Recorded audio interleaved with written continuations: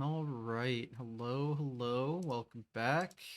Another episode, whatever number we're on now. I am not paying attention anymore. Anyway, let's jump right in. That's as Cool. good as my intros are at now. You can only A say so hundred much. something. You've Yeah. done 100 some episodes. Hello. Anyway, uh, guest, introduce yourself and what you do. Yeah, hello everybody. I am Badroenis, Badroenis. Most people call me Badro, but I am a Super Mario 64 speedrunner. I've been around for just about 7 years now. I started in March 2018, and I'm known for 120 star, I guess, but I've also really made my name with commentary. I'm hosting the Mario 64 Awards, which I just had the fourth year of Sunday. So I've been around the community a lot, been through quite a few things, and I'm currently on sort of a stage RTA grind before Mm. getting back into 120 star. Yeah, so pretty much only Mario 64, but sometimes that's all you need, right? Yeah, I mean there are some other games where I've been like at least I've paid attention to other games at different times, which I think a lot of it was sort of in the early days of GSA, which we'll probably get to at some point. But it's still mainly like a love for Mario 64 rather than, um, you know, a whole variety of games. Unfortunately, Mm, Nothing wrong with it either. I mean, that is of all communities, that one's probably one of the largest, if not the. So, yeah, so many very talented runners only there. It's a kind lot of of talented interesting. young scuba divers. Yeah, I don't get it. I don't know how that started, by the way, but that was Simply's thing for a while. Oh, okay. Shows how much I know. Yeah, Oh well. Anyway, I commentated with Simply a lot while he was suffering from hand pain. That was a yes, the bit of a commentary weird era. chapter. Yeah. Yeah, we'll certainly get into all of that. So, usually try to do things in kind of a timeline. So you mentioned you started in early 2018. How did you discover the scene? You'll be very happy to know it was from Summoning Salt. Another So one every time. I wonder how many people I've had on now that have said that.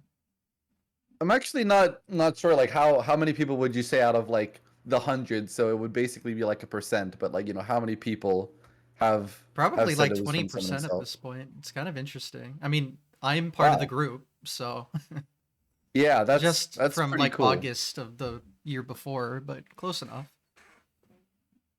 I think Summoning Salt gets so many people into speedrunning because he communicates just like the sort of intrigue in a way that's very universal. Like anyone can get invested in either the people or just like the pursuit of perfection or the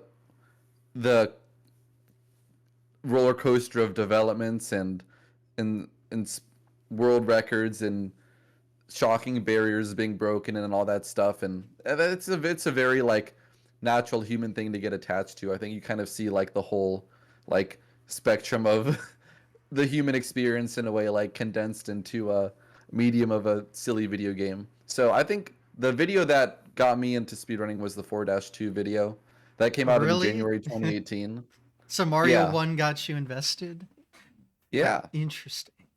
Cuz I just had no idea that such like a small like short segment of a game could have like such deep complexity. I think that was like Yeah, that's like the 20 thing that seconds, if opened my even. eyes to like, wow, if this 20 seconds of a 2D Mario game can be so deep and compelling, then like, you know, how much is like the rest of it? And then what got me into Mario 64 because I was more of an N64 child, so it's a game I grew up with, which helps. But it was really cheese. I watched the other Summoning Salt videos, which he doesn't like his Mario 64 video, to be clear, but the 120 star video with cheese ending with like a low 140 at the time, not even 139. But I was like, wow, this cheese guy is so cool. Like, I think um, like his story is really inspiring as well. Just like from where he came from and to where he is now and all that stuff, and just kind of the way he was able to like shoot to the top and do all this insane stuff. Like, I think I think that story got me really invested in Mario 64, and then I got the game on emulator and never looked back. And fear not, the 120-star major update apparently is this year. Well, Something to look forward that's to. yeah, that's something I'm kind of curious about. I know you have the insider knowledge, so you don't have I to. really don't. Okay. Well, I think from the poll, like it was pretty evenly split between like one big video or like a It's few gonna be different parts. segmented. I like Okay, the I think bismuth approach that he did I, for I the was A gonna button say I like challenge. the Yeah. way those have worked out. Because then you Like, can spend time on each segment and then combine them at the end, and usually that performs just as, if not better. I know for bismuth it worked out very well. And that's like okay, 5 hours. yeah, I wasn't sure if like the final cut with the entire A button challenge stitched together did that well It did because incredibly well. Like, wow. okay, It was wild. then that's awesome. Hmm. So I think that's definitely the way to go. Yep. Because I loved that A button series, and I'm not even remotely into like tasks. Like I think I would like to try it at some point just so I understand it. Some things would be kind of neat to do, just like to theory craft myself without actually having to press the buttons. Hmm. Um, but as far as like the A button challenge videos go, like I think that's almost like the peak of speedrunning content for me. Like those were so amazing. Hmm. Um, you know, I think the Pan and Coic Invisible Walls video, I didn't even get through it. I watched like no, I think I did watch the whole thing. But like, man, what a video that was. Like there's just so much insane YouTube content, which I think really gives our community a lot of like signal boost where it's a very iconic game, but there's like so many ways to enjoy it. Yeah, it's countless. And usually it always does pretty well. Yeah. So I'm glad there's a lot of fans out there. Tis a good game. Mm-hmm.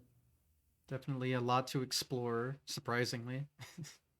Yeah, like there's really no shortage of things. And I think that's one of the reasons I started doing the awards because I just wanted to highlight all the different ways that people were kind of engaging with the game and the community. And I think it's really special. And I'm sort of surprised that we don't do a better job of communicating like all these viral moments into like more player based like attention and drawing people in because it seems like every year, maybe every 2 years, but at least every 2 years, there's like a new mod or like some kind of new meme involving Mario 64 that like the whole internet still knows about. And it's like a very recognizable sort of like early 3D art style and like the sort of origin of stuff like Peach's Castle and, you know, obviously all the 3D Mario crap that we all know at this point. But like it's it's got such like a universally like appealing foundation. Like there's just going to be more and more things built off of it. I just first of all like the variety and the quality of it is crazy, but it's like man, if only like 1 out of 100,000 Fortnite kids picked up Mario 64, like the community would live forever. So like I think one thing I've been more cognizant of like the last year or two is like we need to take some more initiative to kind of promote what's awesome about our game and try to persuade people that it's worth spending time on, not just to watch a YouTube video for a few minutes and saying, "Oh, that was pretty cool," but like, you could be part of it yourself, and I think that's like something I'd at least like to make the impression of because it's a decision that I don't regret at all. I think it's been really awesome. Hmm. That's why speedrunning is really cool because it can make a game last forever. And then you Yeah, can build different content on top of that initial idea. And then you just have a whole like plethora of different things all revolving around this single game. And then you take that with like the hundreds of thousands of games that exist. It's like, yeah, you're never short on content. That's for sure. yeah, And Mario 64 is just very perfect for it. The mods, the yeah. challenges, I didn't etc., know etc. going in that it would be like such a good fit. Like I knew it was one of the more popular games. I'm like, okay, that's great. It's something that at least has an active community around it. But then like, even though I'm obviously biased and I don't know every other game, from all the games I've seen, like there's some really good ones, but I feel like Mario 64 is almost perfect as a speed run. Like it just lends itself to this kind of a hobby in so many ways. And then also like, the ROM hacks and mods and the tasks and everything just builds on that. Hmm. Yeah, you just have all these sub communities inside of just Mario 64, and it's a good example of how Hmm. like there's the general speedrunning, and then you can branch off to the different games, but the different games can branch off into their own thing. It's very interesting, Yeah. like how scrambled the web gets, I guess. It is really odd how disjointed like the Mario community seems to be, where I think most games, everyone like more or less like they'll have their own specializations, but everyone kind of knows everybody. Like RTA people in Mario 64 like do not know the Tassers and vice versa, nor do we know the ROM hackers or like the ROM hack speedrunners. It's like um Andrew SM64 is like one of like the best like ROM hack players, and he's been doing like um he's also done like a ROM hack awards, which is something I talked to him sort of recently about because I think I kind of wanted to um be I want to like make his awards or like let him present his awards as part of my thing or like collaborate in some way. Hmm. But one thing that um kind of surprised me is like he joined one of the SM64 summer leagues, which this is a yearly competition that people who are like kind of former leaderboard mods put on, where you basically get drafted onto a bunch of different teams. Everyone has a captain. You all speed run, and your PBs give you points. So it's sort of just like a little fun incentive for people to speed run and try to improve their times on the leaderboard. But Andrew joined one of these leagues, and he was like, super sandbagged, as we say. Like his PBs were super beatable for someone of his skill level, but he didn't get picked for like 5 rounds or something. Where I'm like, um, I also I didn't pick him because I had a couple people I specifically wanted just because they were like friends and stuff. But like he was, um, I think he's ended up scoring pretty well. But either way, one of the points was like not that many people knew who he was, and I won't even say that I know who a lot of the ROM hack speedrunners are. I watched like a little bit of like a ROM hack speedrunning marathon that they did because I was trying to get more like context for the awards this year. And I was like, I don't know any of these people, but they're all like relatively good at the game, aren't they? So it's just kind of crazy. Yeah, I guess what it boils down to is like speedrunning's so massive that you know it's kind of what people think about GDQ. Like people have their clicks and kind of stay in those just because it's such a big event, and that used to not be Yeah. the case. And Mario 64 is such a big game in that community that it has also reached that level where it's just so big that it has to you break off into the niches, and there you go. Yeah, it's sort of like you can only have a close relationship with so many people, so it's sort of like at some point there is inevitably like fragmentation. You can only know everybody if everybody is like 20 people. So Mario 64, it's a good problem to have, but I just also know that there are more ways that we could be brought together for just like a few more things as a big community, and that was one of the things I wanted to do with the awards and still want to do. But as far as like you know my personal experience with RTA speedrunning, like I know almost nothing about like the ROM hack scene or the task scene or anything. So it's kind of like even within my little world, there's many worlds. Well, it really do be like that sometimes, and it's a common thing I've noticed. So, Yeah. and again, not a bad problem, just popularity be a thing, Hmm. pros and cons. Anyway, I guess to go back on my question about starting off, when did you start like actually trying it? I I got the emulator like sometime in March. I don't have the exact date, I but don't need an exact date. I just say March 2018, which puts us at exactly 7 years from then.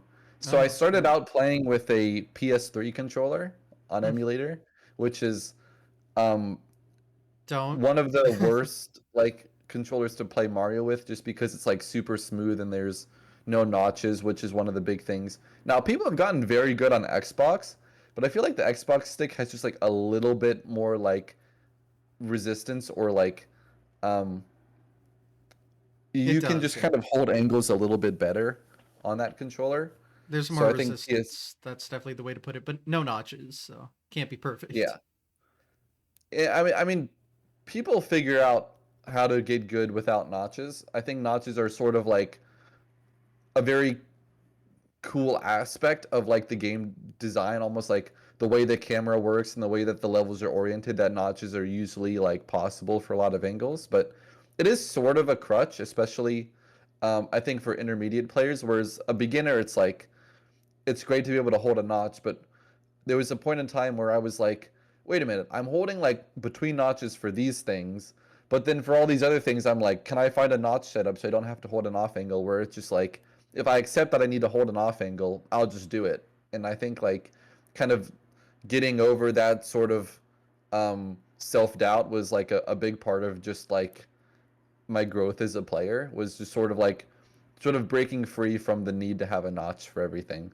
But that's just sort of like a weird thing that I noticed after like a year or so of playing when I switched to N64. So I started on PS3 controller on MU in March 2018, and sometime in like fall 2018, I got an N64 controller. It was a pretty bad one, just like an eBay sort of thing. I didn't grease it either.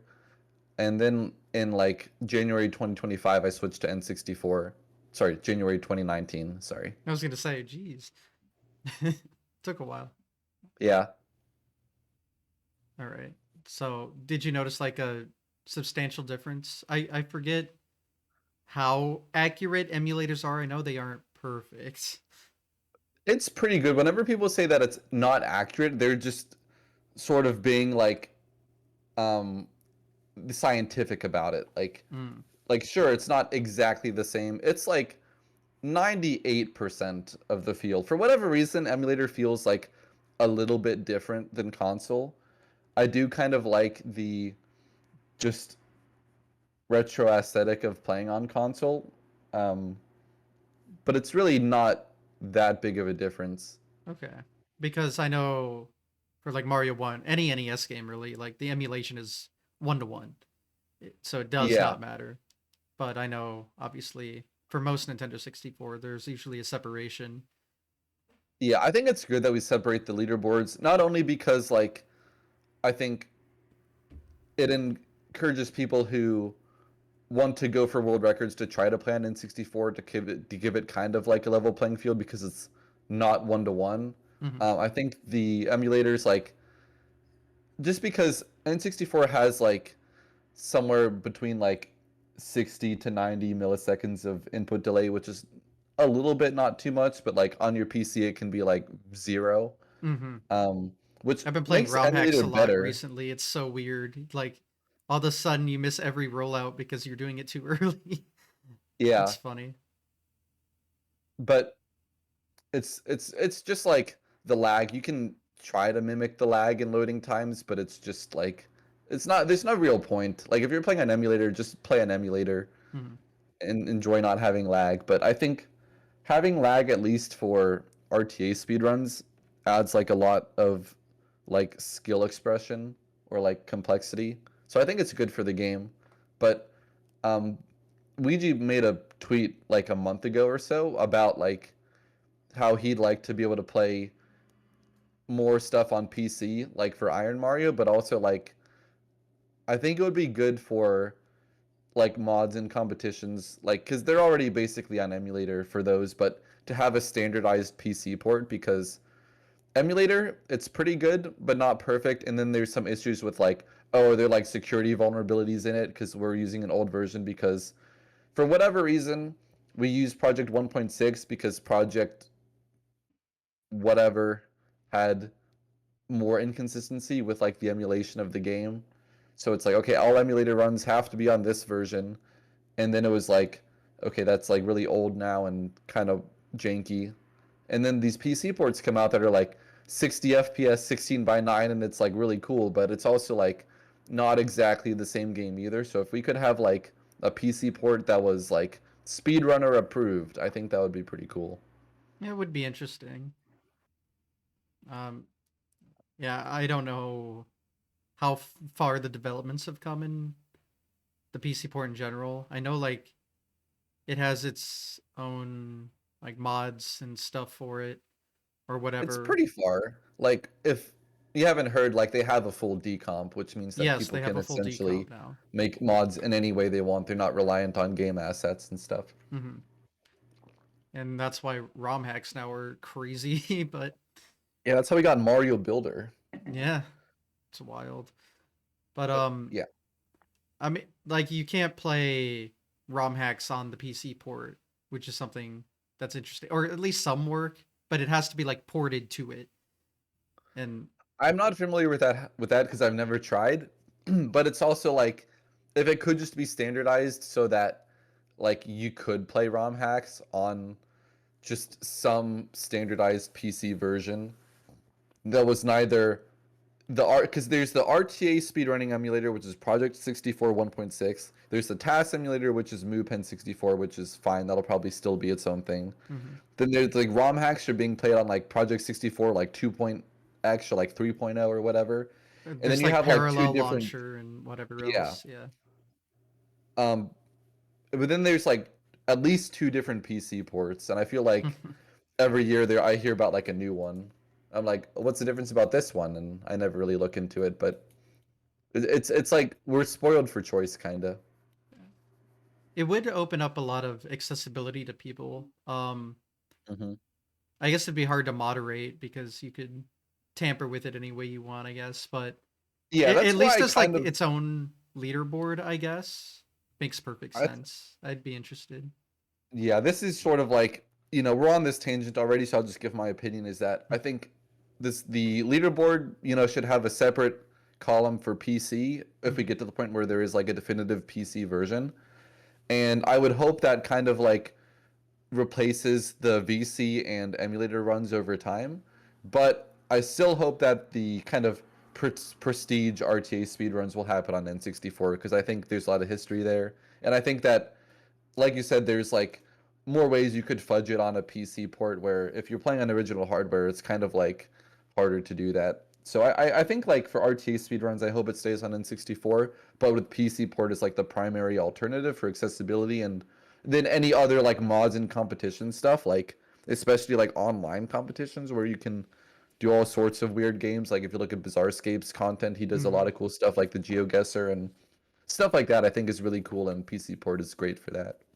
Yeah, like I guess now having its own leaderboard is fine, but just you know RTA speed running on that, and then races or like imagine if you could we could almost do that flippity dibbity thing maybe with a PC port. Yeah. You could that now my Like I'm brain's surprised Flippity now my went through gears are all the turning.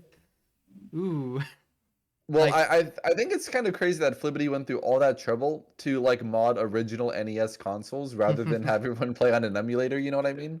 yeah, but But emulators cringe. yeah, basically it's a vibe to be able to play on the original hardware. But I think that there's a lot more like untapped potential with PC port, whereas like you could do things on N64, but like it's just going to be way harder to do that. Like I've thought of ways you could try to, spiritually embody the Flibbity tech for Mario 64. I think a lot of it a lot of it requires tools that aren't like really compatible with the original hardware though. Hmm. Like, there's nothing wrong with like official competitions being on a PC port if it could have like special race tech or whatever. Like, Yeah. there's a lot of room for just interesting things to happen. Like, Yeah, a some of lot of my ideas are ideas, possible here. I mean some of my ideas are like, you can race online so like you could both like be on the same world and like fuck with each other. Oh, Um interesting. I think people have tried that, but not like, not to the extent that I would like to see it tried. Like you could also do like team stuff, like team bingos. I know there's Mm. co-op speedruns, of course, but like, you could like race against each other. Um, I would like to see, because you on emulation, it's like you already have the input data, whereas N64, I have actually on my desk. Um, it's like this is a little like controller switcher, but it also has an input display that goes into like a serial port of my computer, and that's good for like recording my inputs. But on PC, it's like those are just natively captured because the Hmm. software has to use them. You could directly like feed that into like a stats analyzer. It could give you like dusty rollout percentage or like um speed kick quality or firsty rate. Or you could even like run the inputs into like a task and play it back for like instant replays, and you could have cameras like around the level. You could have What? like all these cool camera shots, like people like long jumping over the camera, and all these like really cool ways you could like break down the gameplay and analyze it. Like, I think that would be so Wow. cool. Yeah. I don't have I have some tech background. I'm an engineer, but I don't have like the crazy like nerd grind set to like spend 1,000 hours to make something like that. Mm. So I just hope that some people like take a bit more note of the possibilities, and we start kind of like working on that. And maybe I could be involved a little bit, but I just kind of dream for that kind of a development in the scene eventually at some point, hopefully maybe in the future. Yeah, that's interesting. Like I know for some of the task competitions they used to have, they Hmm. at the end they take all of the players Yeah, and put them all together, and that was always cool. And shout outs to Ted. yeah. Well, I know he broadcasted. I don't know if he made the Oh, I don't know if he compilation, made but this either. But I was like, he- how do you know that? I'm like, oh yeah, because you're friends with Ted, and that's what Ted literally did. yes, So yeah. yes, he would host the task competitions, so always a good time. But yeah, I don't know if they'll bring those back. Those are fun to watch because again, it's a whole different side of the community. Completely Hmm. different group of people doing something completely different. Same game though. It's very interesting.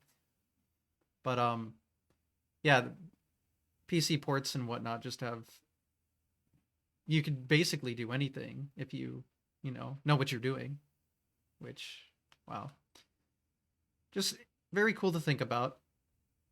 Yeah, if we can already do this kind of tech with original consoles with our game, imagine what you could Yeah, do with the everything just right there. that's the dream at least. Yeah, so very excited for the future of all that, and then how that could apply to like other games for. And again, I like kind of the traditional speedrunning kind of stick in. Well, it depends. I'm not like hard set on any which way to play. I'm a Yeah. very big advocate for just play however you want. It doesn't matter. But um I just love it so much when anytime this discussion comes up, people are like, why don't we all play on VC? Which at this point is like the least accessible version. yeah, it's about And it accessibility. looks like garbage. Like you can Sorry. play on it. It's Like fine. I'm like, There are hey, if you leaderboards got for it and you VC, can play if you're on it. doing 602, go for it. Yeah. But like, don't tell all us with an N64 that I should throw it in the trash and pick up my Wii and play it on VC with like no like Usamune ROM and like stupid ass like Play however you want. jailbroken There's a things. leaderboard for it. You can Yeah. do it. And again, if Yeah. yeah, So I'm PC saying port comes, like there you PC port, N64 Master Race, PC port secondary. go. I got no problem with people playing on other platforms either. They have their leaderboards, so there you go. Yeah. It's all fine. I think Mario 64 does at least a good job of like creating that um like like like OOT doesn't split their things by platform, and I think it kind of sucks for people who would just play on N64 for whatever reason, that there's just like almost no point in submitting it to the leaderboard because it's just like so obsolete in terms of the routing. Hmm. Where if it was separated, you could make VC the main platform, because I think that is basically what the community has shifted to. But I it would think if still there's leave enough N64 a change, niche. it should be separated. Like, Yeah.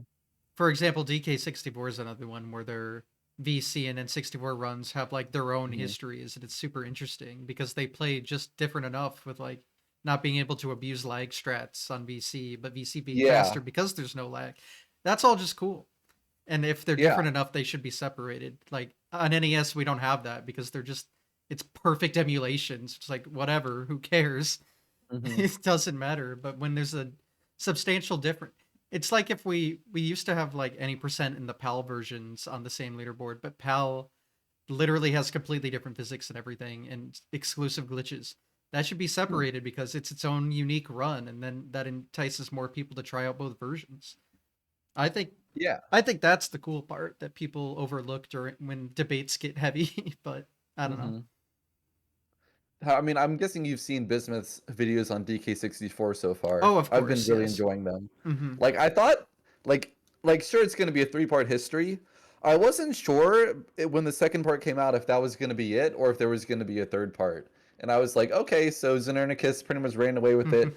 And then I actually didn't know the history, and he got to the end and he's like, now he seems untouchable, but in 1 month he will lose the world record. And then And he's you on the just piano see like that giant gap, and it's like, oh, I'm like, oh shit!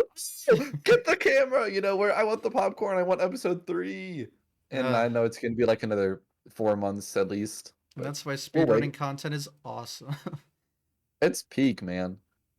I uh, just I don't get to watch all the stuff that I want to, but for Bismuth, I will absolutely because I mean, I think like he just puts such an incredible amount of care into them, and like he presents things in such a way that's digestible, but like it scratches like the itch of like all the deep stuff too.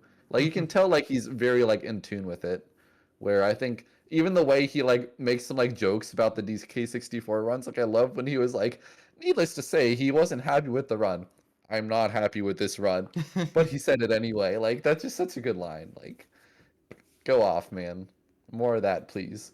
Yep. And there's so many. Yeah, I love Bismuth, of course, too. But there's so many different content creators doing their own unique styles on their own games, and God, I Hmm. love how that's blossomed. Like the community Yeah, is like just I want to start everywhere. doing some, Yeah, there's but we'll no see if I can shortage. actually find a niche. But there's no shortage of great content creators already. And all it does is just help the scene grow more and more. I love it. Yeah. I mean, again, we wouldn't be here without it, both of us. It's kind Hmm. of interesting to think about. And how many Yeah. people have I interviewed where that would be the same deal?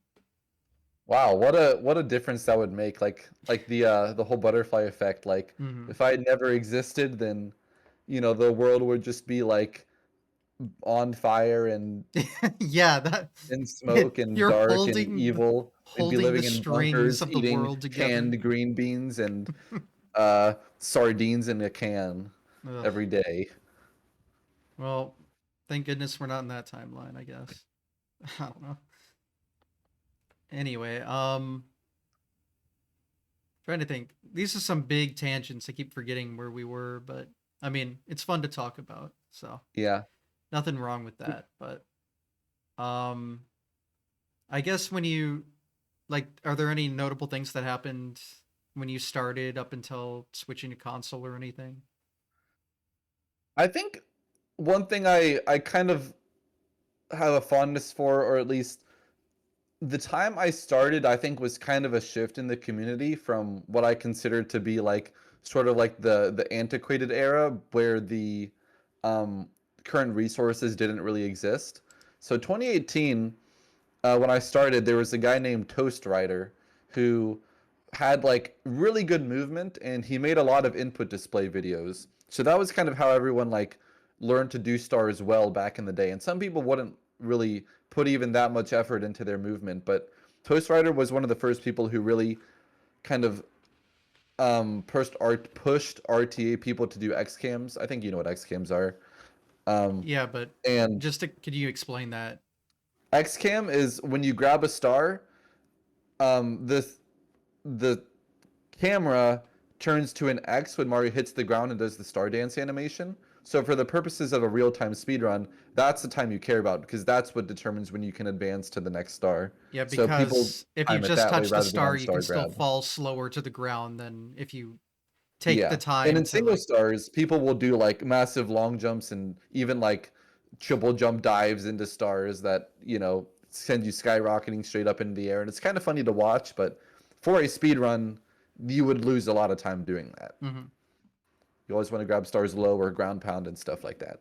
Yep. Okay. So Glad that's In the early explained. days, yeah, in the early days, Toast Rider made a lot of input display videos, and he also started the first version of the XCAM sheet, which didn't have that many people on it. It had maybe like 100 or so, which sounds like a lot, but It does sound like a lot. it's nothing compared to what it is today. Um, where he had like a row for each star, and you just put a time down. There wasn't any like restrictions on what strat you could do, and people used to argue over like that's not an RTA strat, it shouldn't be on the street, that's only single star. But for what it was worth, like it really gave people like the motivation to um, focus on their movement more. And in 2018 also was the year that the Usamune practice ROM was released, which was Game by changing. Circa Mark, Yep. who a lot of people know from just many other community resources, including the new Ultimate Star spreadsheet, which was released in late 2018, which I am currently a moderator of and do a terrible job at adding people to when they fill out the form. So you can get mad at me when that happens, but when someone wants to join the Ultimate Star spreadsheet, I get an email and I go add them to the sheet. And at this point, uh, I just want to pull up like I'm pulling up the email list. Like how many people are on here? There's about 500 names on here, Oh so my it's a god. pretty big spreadsheet. The columns are down to like the last column I added was like NP. It's like your column is NP. I'm like, you're gonna be scrolling a long way for that. Oh my And then just god. this year, a guy named Twig opened or created a new website called um, like the Daily Star Viewer or like XCAM Viewer, where you can really look at the sheet times. Like you can go look at the ranks on every star, like who has the best, second best, third best, etc. And you can look at individual players and then look at all their times and ranking on all the times. And then you even get a rank, like a color and like your actual position, which is Wow. super cool. Like, if you've never seen it, I'll just send you the link. But Oh it's yeah, go ahead. basically just like a really cool way to visualize this insane amount of data because now there's too many freaking columns to scroll through, and it's like I don't know what the hell anyone's times are anymore. But this is a way that you can actually see it in one place. Hmm. And I actually was motivated to grind for like the bright red rank. I call it Mario rank, but it's just like the highest rank on the XCAM sheet that like 20 or so people have, just because I wanted it to be my color. So I did like a few XChem grinds to get that. So I think like that's like the next evolution where, we won't just rely on a big Excel sheet that takes 5 minutes to load, but this is a really cool new tool Yeah, and it, to it visualize it it. really helps for like the consistency and bettering your movement and skills for the actual like full Yeah. game runs. And people have been talking about this because N64, or one of the other big N64 speedrunning communities is the Elite for like GoldenEye and Perfect Dark. Hmm. And they've always done like rankings where, it's all ILs. I mean, there's RTA, but the real like iconic runs like Streets 112, like those are all IL speedruns. Yeah. And those are in a ranking, you get points based on like your first, second, however many. And then there's a ranking of however many points everybody has and like your average finish. It's kind of like the Mario Kart rankings if you go to like mariokart64.com.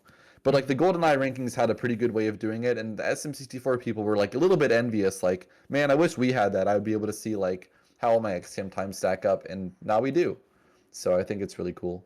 Yeah, very But cool yeah, all development. that was like all those tools were sort of like initially created in 2018. So like at the beginning of 2018, it was like old like practice ROM with just a few codes, um, the old XCAM sheet, Toast Rider input display videos.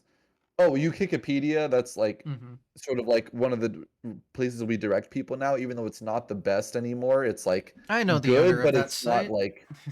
it's not like updated on all the new stuff. Like we're sort of like lacking a centralized place to put all like the different variations of strategies and stuff. It just takes a long time to compile that information. Hmm. But by the end of 2018, it was like Wikipedia, Usamune ROM, Ultimate Star spreadsheet. Um, kind of felt like we were really living in a different era.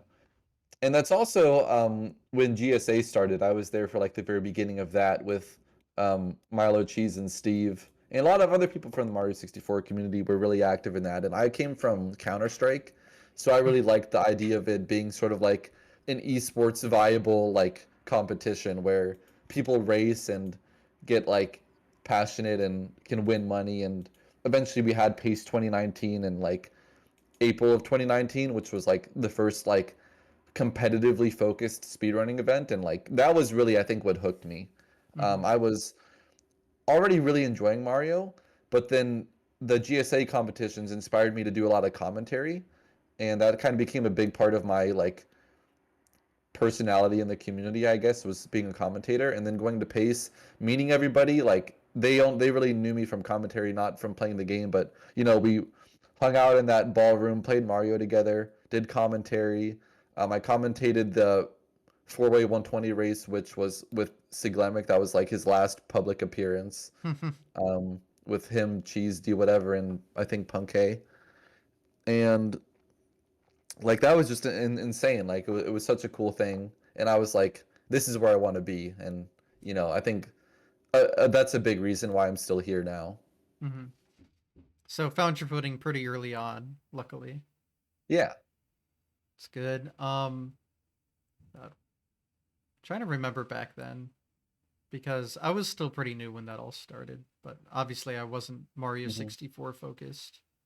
Well, another thing I will say about that, Pace got a lot of flack for being Mario 64 focused, And but Mario Pace Maker 2. 2019, um, yeah, I mean, but Pace 2019 was split pretty evenly between Mario 64, Mario Odyssey, which was pretty new at the time, and Celeste.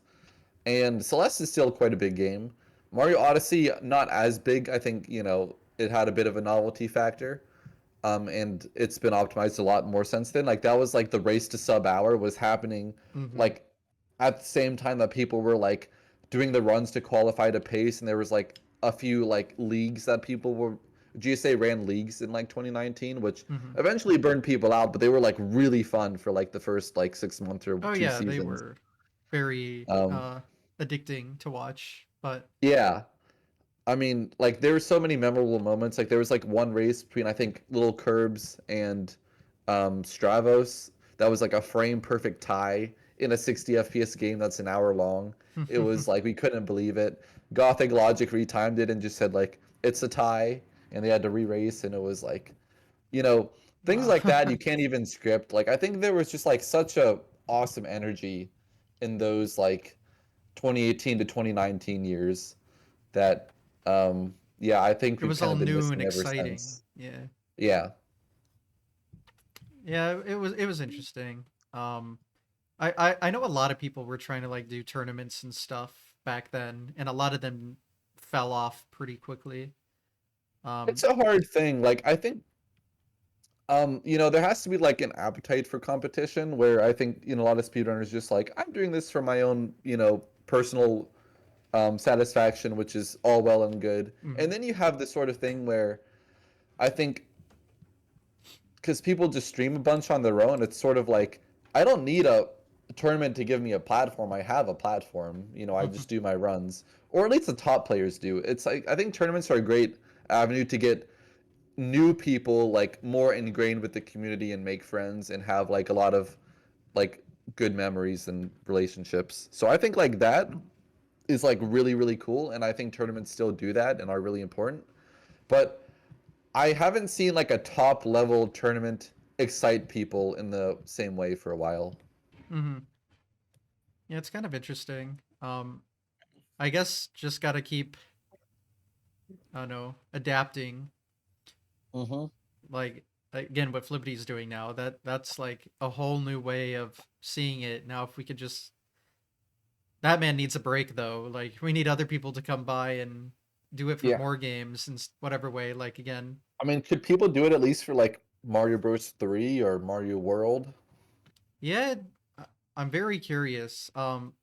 I know when I had him on, we talked about Marble Madness. I know it's not a Hmm. super, popular game, but it's perfect for that format because all you could put the whole map of the marble race on one screen and all the marbles just like falling down like marbles on stream or whatever, but it's actually people Yeah. speedrunning the game.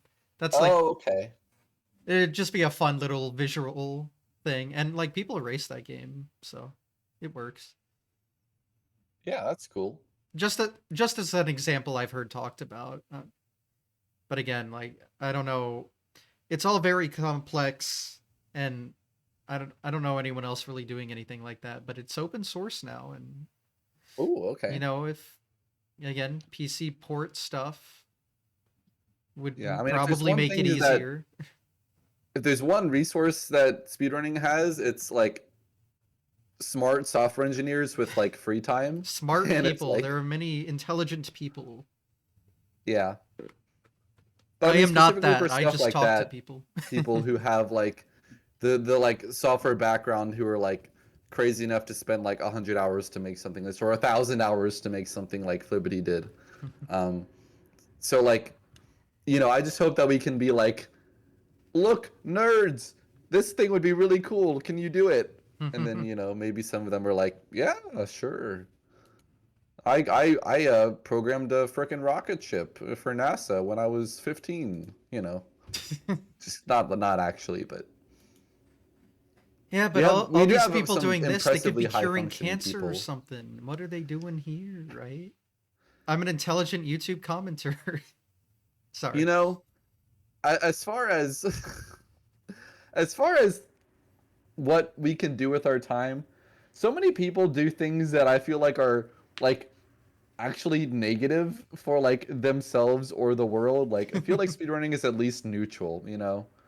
If anything, I Neutral think it's to socially positive. positive. Even if it doesn't like cure world hunger, it still like gives people like social connection and aspirational goals and belonging, and it's like I think it's still like a positive I thing. think it's straight up positive just because the amount of like charity money that has been raised through speedrunning alone has got to be up there with like one of the That's biggest true. hobbies to do that.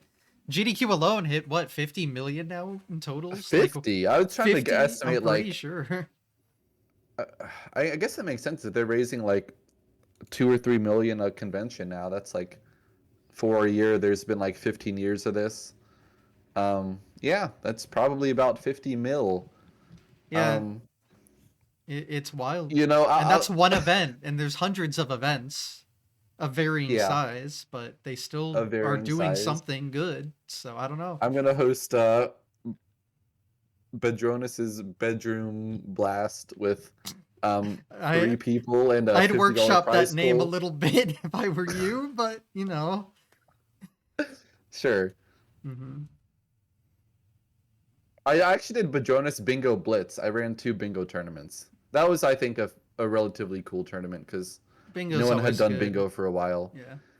And I had like I'm not like that artistic, but I think I have like I'm pretty creative and I have like a decent sense for like graphic design and stuff. And I made some like decent like amateur like layouts and stream stuff. And those tournaments went pretty well. Yeah, that's another thing about Mario 64 I didn't really touch on a lot, but there's just so many tournaments. Like just one runner Yeah, will like, I'm gonna just host a tournament, and then everyone flocks to it every time. It's very interesting. it's not maybe as popular as among like the most elite players, but as far as people who are just playing the game a lot anyway, like of course, like I'm doing 120 runs on my own. Of course, I'll incidentally just join a tournament to do more, and I think it makes a lot of sense even from sort of like the incentive structure if you want to go from like the perspective of like money, which we're not in it for money, but Hmm. there's like an incentive that like as a streamer you get more viewers by hosting a tournament because all the people who are participating will watch and they'll chat, and then hopefully they have fun and you kind of get like a little bit of a sub community around the people who play in your tournaments. And then for the people who play in the tournaments, there's an incentive to like get their name out there. They make friends. Those friends might tune into their stream when they go back and do the runs on their own, and it's like everybody wins. It's just a great sort of grassroots um, mechanism, I guess. Hmm. And it's just nice that so many of those exist, and Yeah. people are always interested in it, and they always find success in their own way. And all again, yeah, it's all a net positive for everyone. So Mm-hmm. GG. Anyway, um, let's see. So what we were in 2019 kind of talked about first pace event early GSA and your work with Yeah. them. Um, we haven't even talked about like what you mentioned you played Mario 64, but you didn't say like what categories or anything like that. Okay. I started with 16. I got like at the time in 2018, I was a fairly quick improver. I was, putting a lot of effort into my general movement, even though I was on a PS3 controller. I got a 17 in like 2 months, and then I moved on to 70, and like a month later, I got like a 57. And then people were like, "Oh, okay, this Badroenis guy, he's new, but he's improving." And then I think by the end of 2018, I maybe had like a 52, and I was like, I'm gonna go for 49, which was cool. I didn't end up getting a 49 until like late 2019 or something. So at that time, like I was kind of like I already falling off a bit, and then all the COVID Zoomers passed me. But I was doing 16 first and 70, and I think in 2020 is when I learned 120 star, and that was kind of like I didn't think I was gonna make that my main category, but I was just having like the most fun with it. I'm sure And COVID kind of helped with the yeah, time being I able to think put into it. I think I weirdly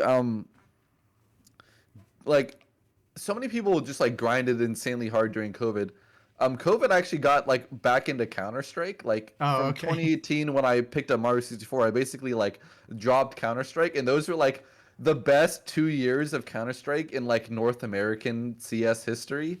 We had a team called Liquid and a team called NRG, who were both like Liquid was the second best team of 2018 and the best team for the first half of 2019, and then NRG was like a top five team in like 2019 as well. And it was like I missed that whole era.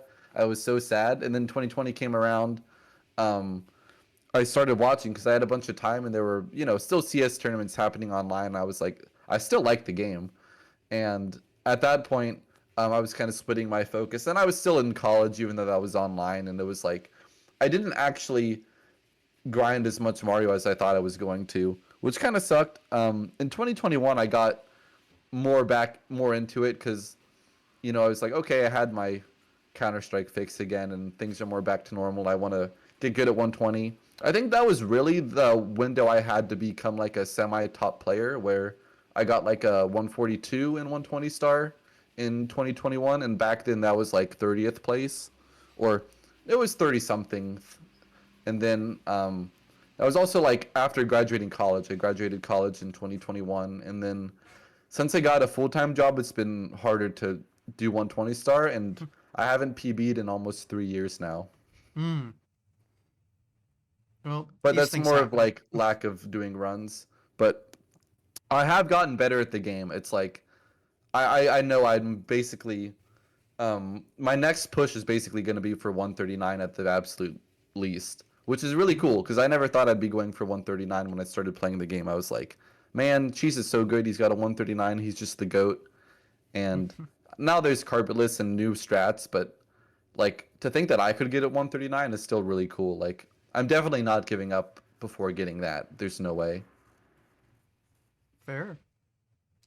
And it sounds like that was pretty quick improvement too, although it is nice having the 16 and 70 background before starting the 120 project. I feel like that's Yeah. recommended for everyone from what I've heard. Yeah, I So, think I think I kind of waited too long. I was like, no, let me get a 49 first, and then I started learning 120 before I got a 49, and then I eventually did get a 49, and that's kind of when I started doing runs. But I think it was sort of like a bit drawn out. Like I spent too long like practicing. I should have just kind of like jumped in and started swimming. But it's all good. I had fun. that's what matters. It's all about fun. Yeah. Hmm. So, I guess you haven't done full game in a while. 2021 was kind Right. of where we were and where you kind of left off. So, what did you switch to doing, I guess? Um, I had like a short period, like with the Mario 64 Discord, there was a group of friends who would do like game of the months. I think this was also sort of over COVID. One of Hmm. them was Chameleon Twist, like an obscure N64 game.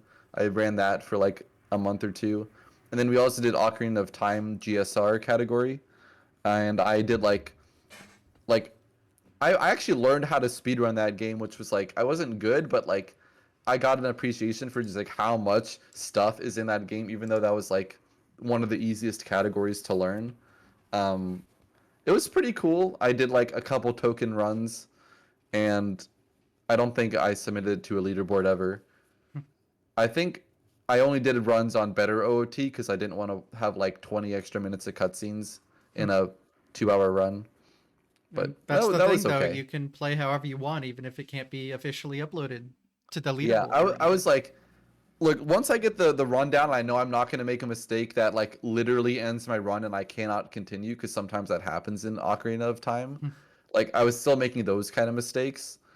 So I was like, let me just get more comfortable, then I'll switch to the real cartridge. Like I have Ocarina of Time JP cart, so I couldn't do like I could run. I could do valid runs and submit them, but I just never did. Fair enough. Um, what was the? Oh, we. What was? I think there was another part to the question. I forget. Oh, it Not was that it just matters. Like who cares? no. I mean, if you're watching, thanks for watching, but I don't think anyone cares what GSR I did in 2021. Hey, you can spew about whatever you want. It's fine. Yeah. But no, I was just asking what you were doing in that era, taking a break from Mario 64. So you were answering Okay, it so like correctly. since so in 2022, that was like my last sort of like 120 grind where I streamed like every day for like a month and a half. And that really burned me out because I was coming home from work every day and streaming, and I eventually got like sort of miserable, and I was like, I Because you can't have really full do time, you this. said, right?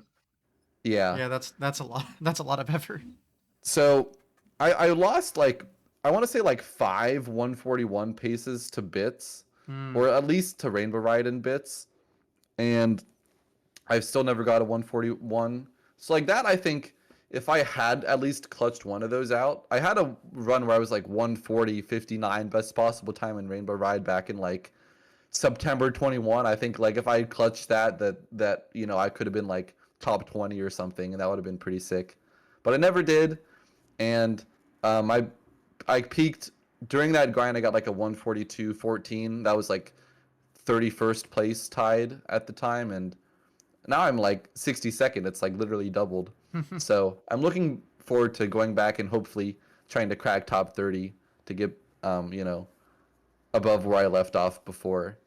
And thing is, like, I know I can do it. I even a few top runners, will still say like your movement's pretty good. You could definitely do a lot better if you come back to 120. So that's the plan. Fair. I've done like a lot of practice. I did a little bit of 70 and 16, got a 48 and a 15. Um, I was actually really trying to get good at 16. I was practicing for like a sub 15:30, but I never did enough runs after getting a 15 to really get there. So that's also like, somewhere down the line. Back burden.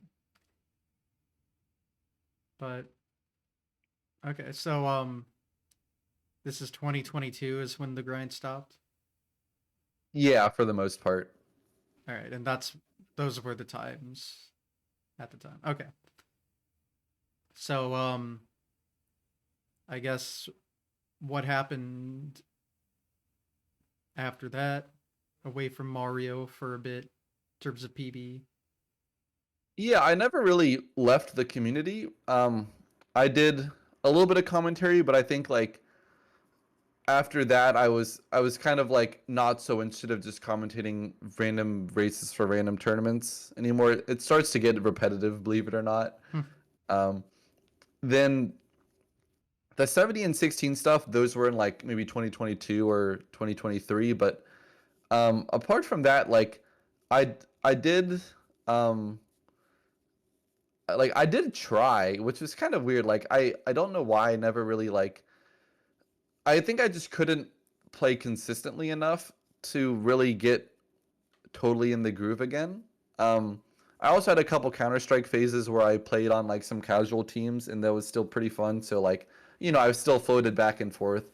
I'd probably go play Counter-Strike again still at some point. Like I still really love the game. One of my best friends I'm rooming with, he lives just down the hallway from me. It's like we always wanted to have a team, and maybe someday we'll like we tried for a couple season like league seasons, but um it was never really like the whole vision of like we're gonna we're gonna grind together and we're gonna practice and we're gonna be awesome. And you know I still like played some games with them casually. I think just having a full-time job, there were times where, I just wanted to come home and practice. I would do some X cams, sort of like that's like the bare minimum. Um, I did the SM64 Summer Leagues. I became more involved with organizing community stuff. I was doing the Mario 64 awards. Um, I was one of like the Summer League hosts. Um, I did some other commentary, like, I was always going to pace. That was still like a really big thing for me, and I think what was I gonna say here?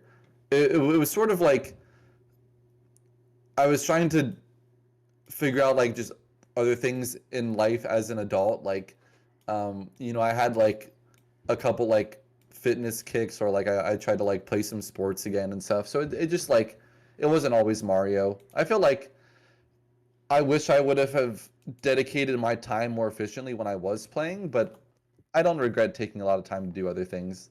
It was just sort of like I know Mario will always be here, and that kind of gives me comfort, even though people will continue to bot me as long as they don't PB. Yeah, there are a lot of good people now, and that number Hmm. will just continue to maybe even exponentially grow. Yeah, I used to keep a list because people didn't somehow bought me for like a year after I got my 142.14, but I um I started like making like a mental note of the people who had bopped me. Like, okay, when I'm gonna get back, um, I've got to beat, who would it even be? Like Callie, um, Nindire. uh, I guess I could go through the leaderboard, but like, back in the day, it was like I could keep track. Terria, but now it's just like, oh, that's like 30 names long now. I might as well just try to improve my time again, and rather than having any specific like person to bop. So I think like I was just like continuously like leveling up my movement a little bit. What I really kind of got attached to was in early 2024, the Mario 64 League did a stage RTA special winter league, and I got like really into BOB, like Bob on Battlefield, especially 100 coin. I got like the best at BOB 100 basically, and I got the stage RTA, or the stage world record. That's still the record on speedrun.com, because I got a run with a double star spawn and clutched it out. So I'm still very proud of that. That's probably like my best speedrunning achievement, is my 602 BOB stage RTA. And that was from May of last year. But I've really wanted to go do more, and I realized that because my strats are so out of date, and especially carpetless being like the big new thing, I wanted to start with Rainbow Ride and TTC.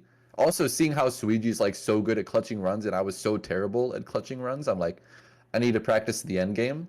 So my thought is like, hey, I'm gonna spend 1 month on each stage, starting from Rainbow Ride and working my way back to the beginning with BOB, and I'll do all the like the miscellaneous stuff in the middle. But I've done Rainbow Ride.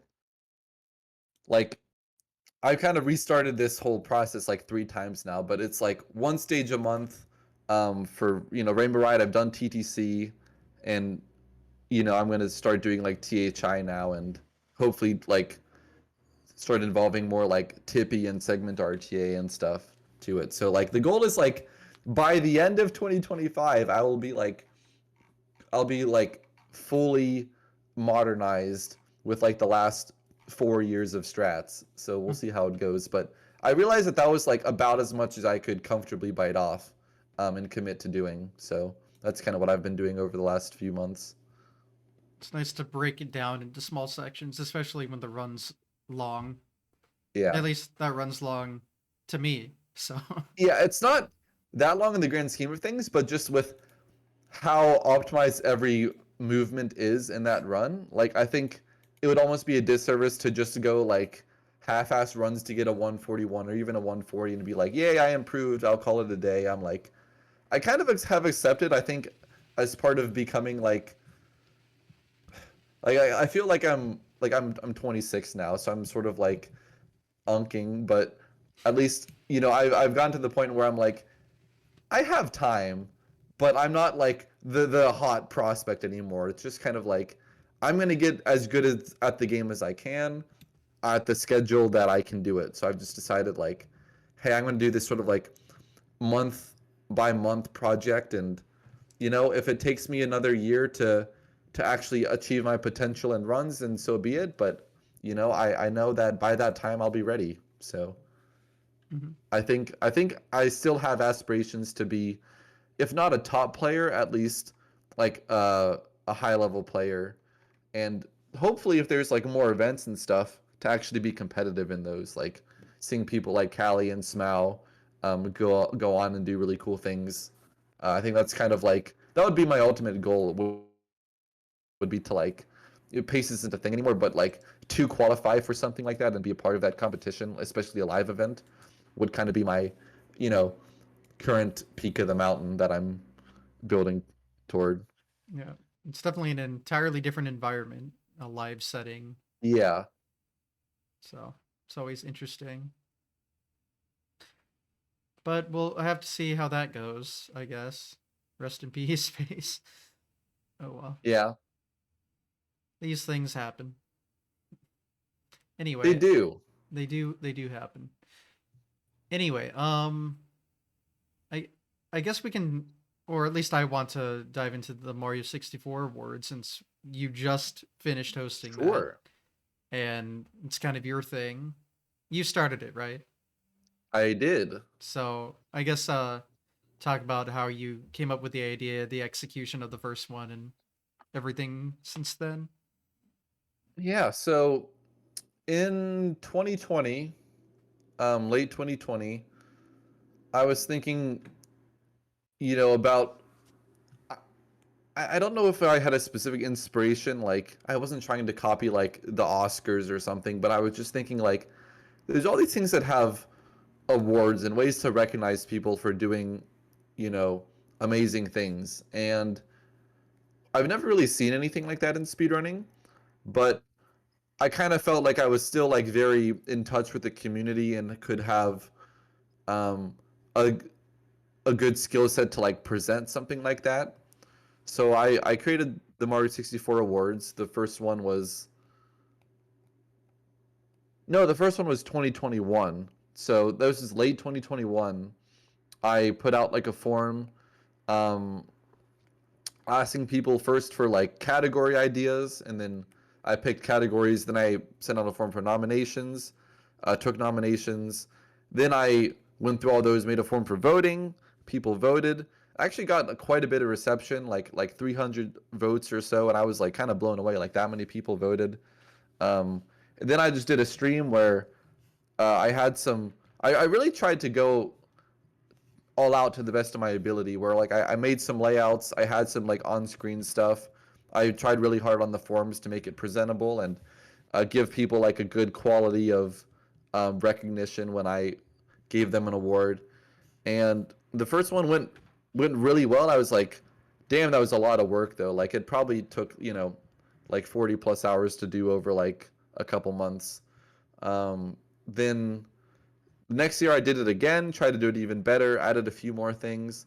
The third year, I was like, dude, I don't know if I have the bandwidth for this, but I'm just gonna basically try to redo what I did in 2022, but probably not gonna like push the envelope very much.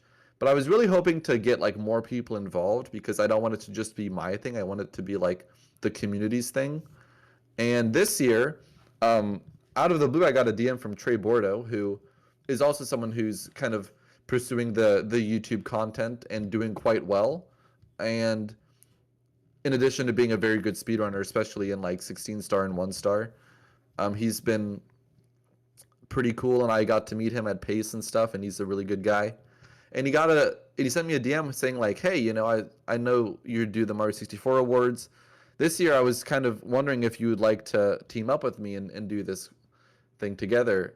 Part of it was because of Sweegie being such a close friend of his. He wanted to like really glaze, you could say. But we uh, we were like, "Yeah, this sounds great. I think we kind of have like similar energy. Like we both want to do this kind of stuff." And Trey actually got his editor Poppy to make like some really cool like compilation videos for all the nominees.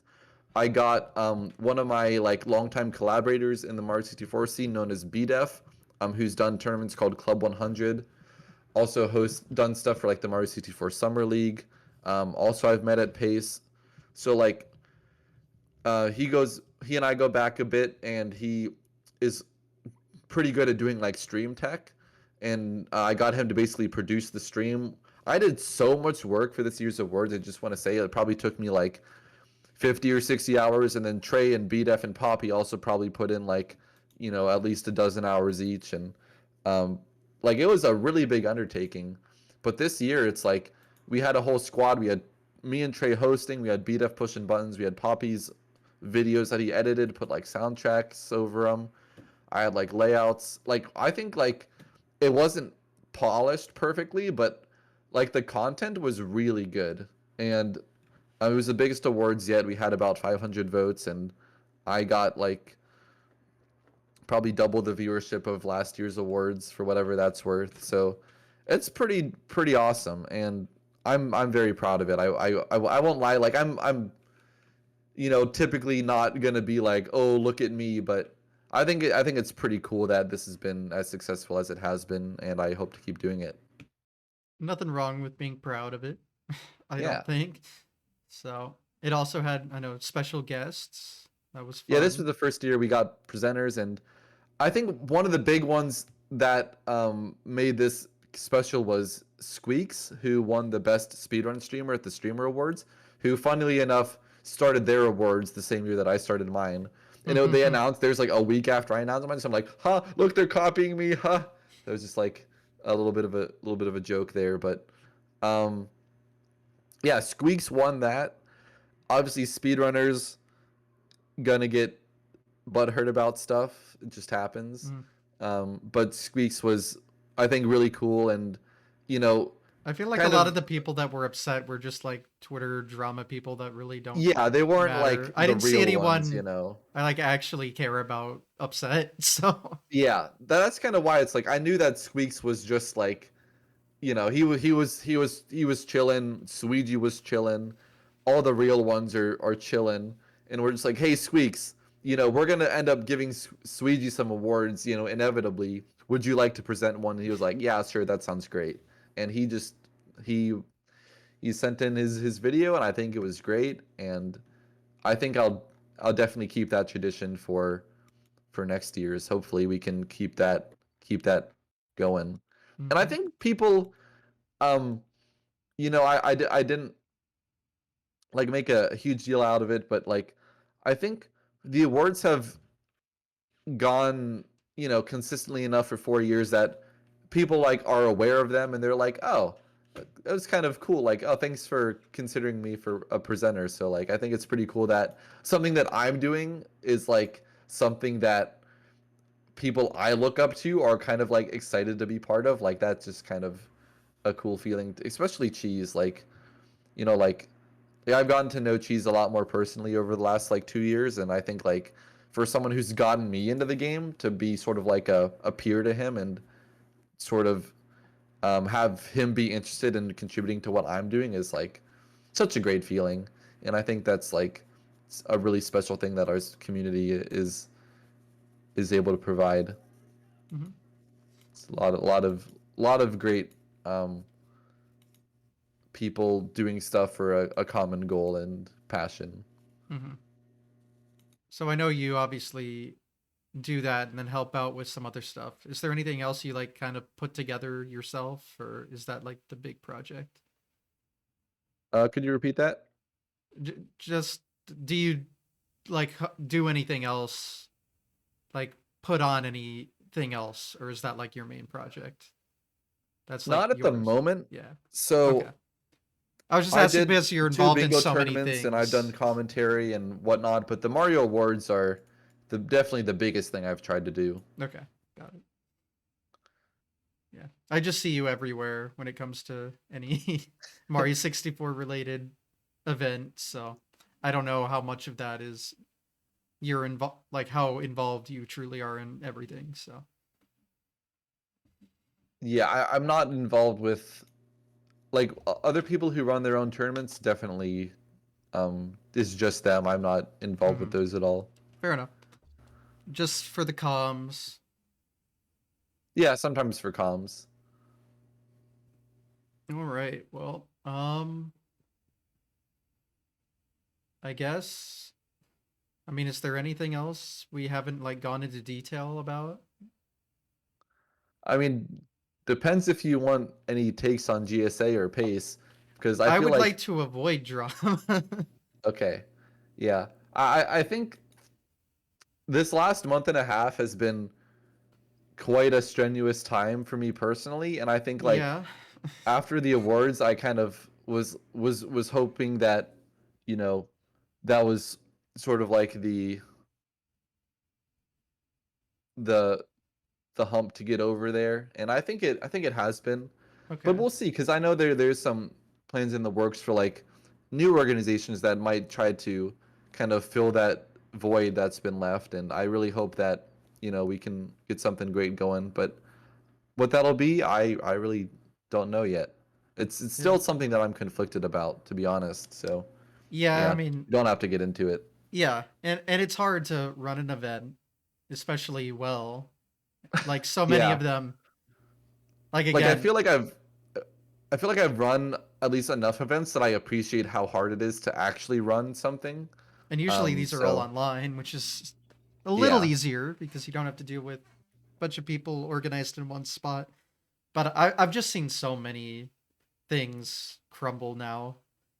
yeah, Like so few I things think stand the test of time. Like GDQ is probably always going to be there at least for the foreseeable future because what they're doing, they've just been doing what they've been doing so well for so long that yeah, they're kind of cemented their spot, but it hmm people forget just how hard it is to like grow from the start.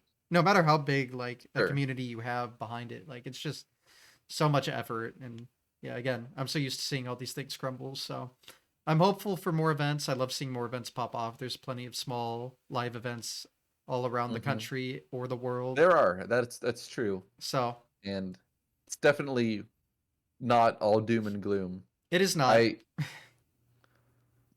yeah.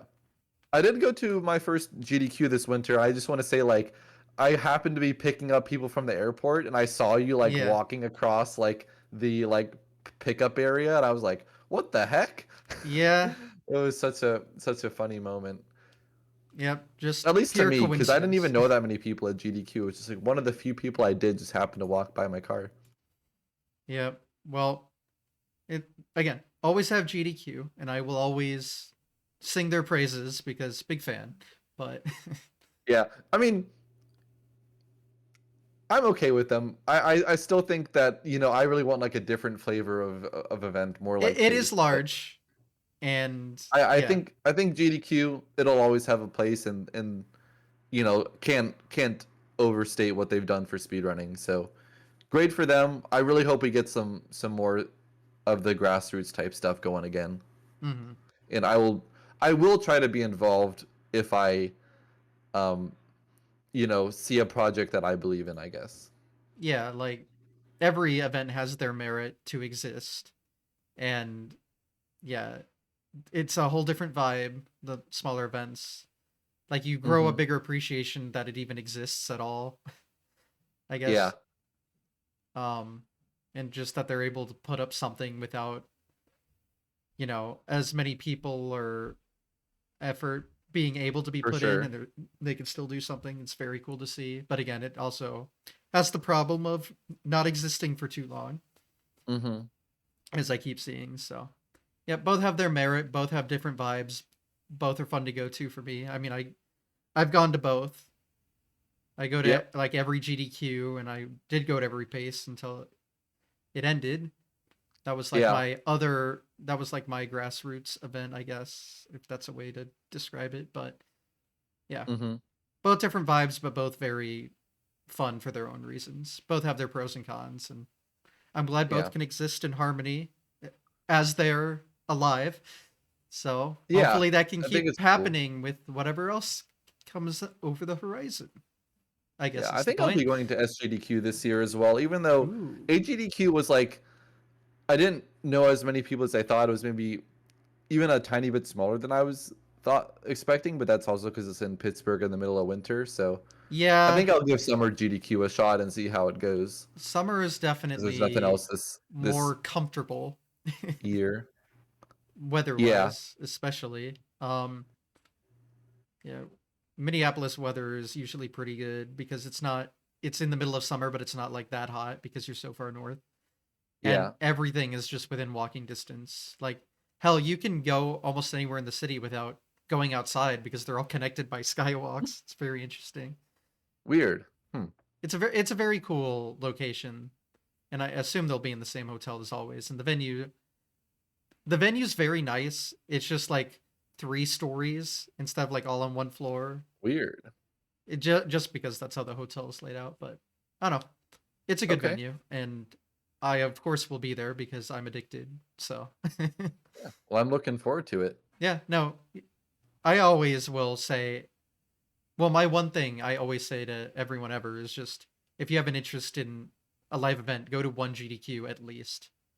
See what the vibe is because it is just so fun.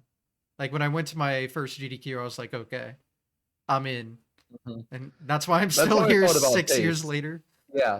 or I 7. think like Pace has like the Mario 64 buff where it's just like so many people from that community went there. I feel like And you're in that I've community, met so it was almost perfect. every like significant person that I've wanted to meet in the Mario 64 community. Even like people who I don't think would ever like go out of their way to go to a GDQ, but just happen to even just be local to the Pace area, like Zoofy, like Hmm. damn, Dark Dog. Shout outs to those guys.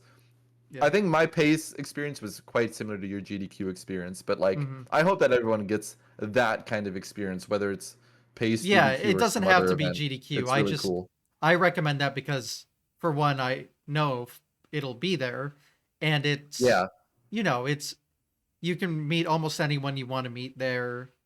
Hmm. Um, you can there's so much to do. Like it's just yeah, your Yeah. options are almost limitless. And Yep. yeah, but yeah, again, the smaller events, wherever they are, they have their own vibe. They're doing their own thing. It's a little easier to be more close, I guess, because it's not filled with people, which Yeah. can be a little overwhelming. So again, pros and cons for both. I definitely recommend anyone give it a try if they can. And I guess we'll see where smaller events go in the future because I have no idea what that is looking like Hmm. right now. But I know there's a few out there, but Yep. I know none of them are like me. I can go to it easily. I have nothing near me. It's very sad, but True. but is what it is, I guess. But yeah. And the other thing with like Pace is it was unique in having like its tournament stuff and Yeah. the stuff it did there. So every event can also put its own twist on the formula as well. Yeah. Yeah. I So think there's almost not too much of a good thing, you know. mhm. It just The only problem I is love my seeing wallet events. suffering because I keep wanting to go Yeah. to the I think events. I think the only problem is like yeah, deciding which ones you can go to. Like for me, it was a no-brainer. I just went to every pace. Hmm. Now there's no pace, so I'm gonna go to GDQs, and we'll see Hmm. what goes on after that. But I mean, just live events.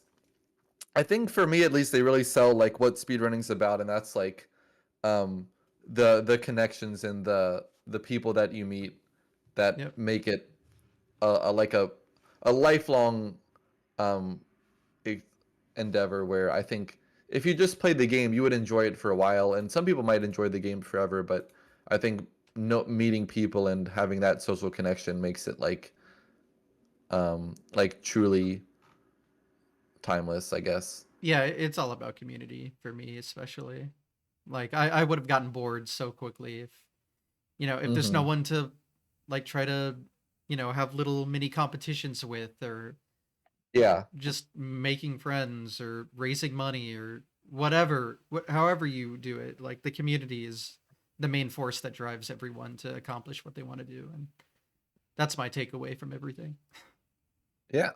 And yeah, events just are really make you put it in perspective because you're seeing it as opposed in with your own eyes instead of on a monitor or whatever. So, Yeah. well, that's my spiel about live events, I guess. Mm-hmm. Yep. Well, Totally agree.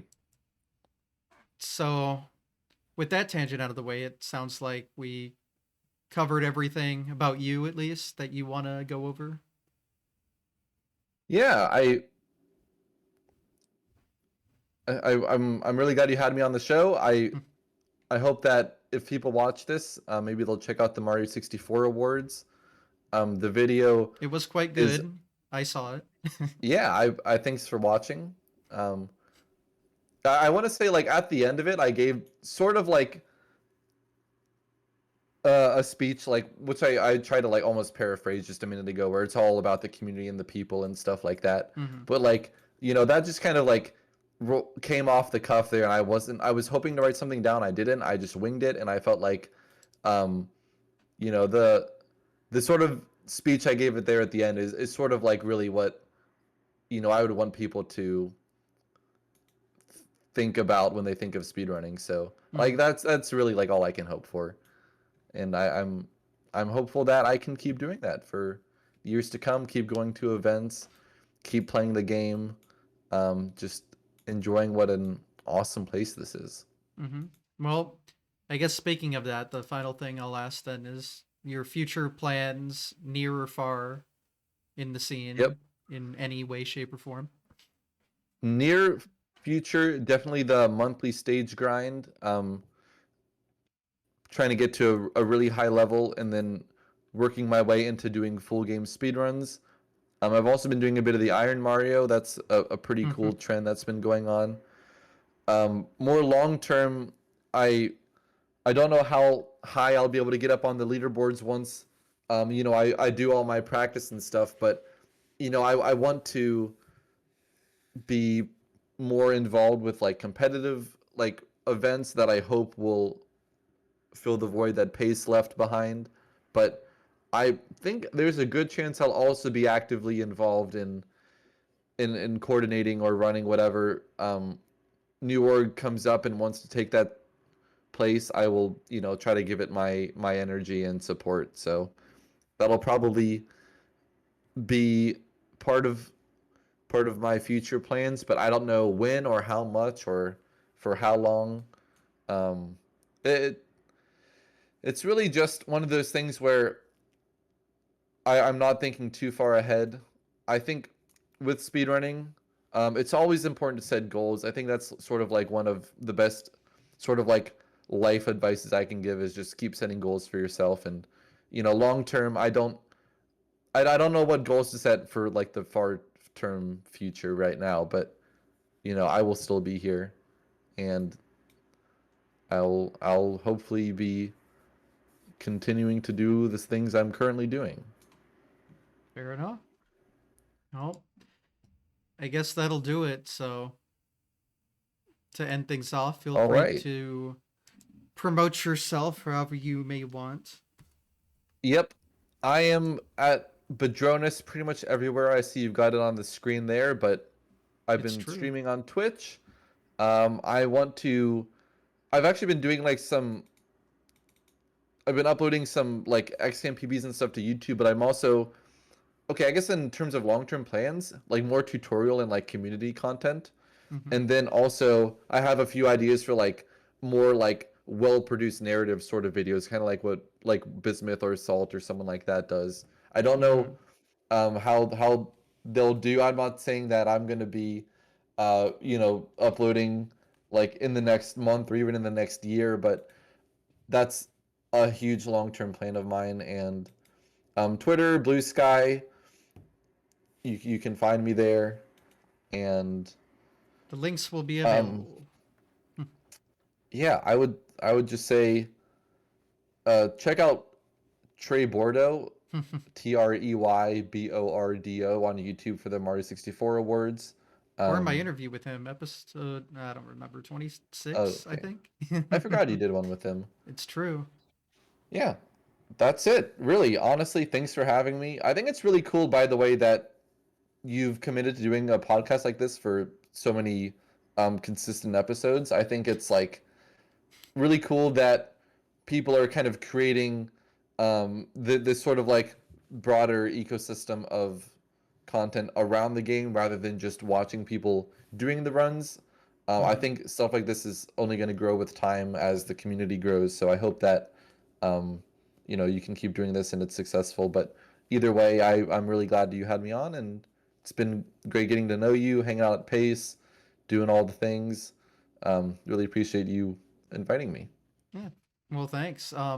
Yeah, I love doing this just because, like, again, as we mentioned, we both got involved from like the content side of things and hearing the story. Yeah.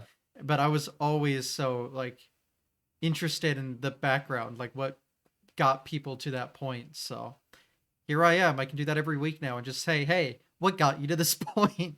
Please talk to me Yeah. about it. And that's the motivation here. Plus, it's fun. So Cool. hope it was here as well on whatever week we're on in a row now. I really don't know anymore. But it's fine. The YouTube video will be correct for sure. Mm-hmm. Well, anyway, I think that'll be an interview, be a stream. We will be done now, Okay. and I'll Bye, have everybody. yes. Goodbye. Thanks for watching on Twitch or YouTube, wherever you are. Watch on those platforms, please. I'm desperate for your viewership. No, um, and yep. Hope to see you next week. All right. Bye.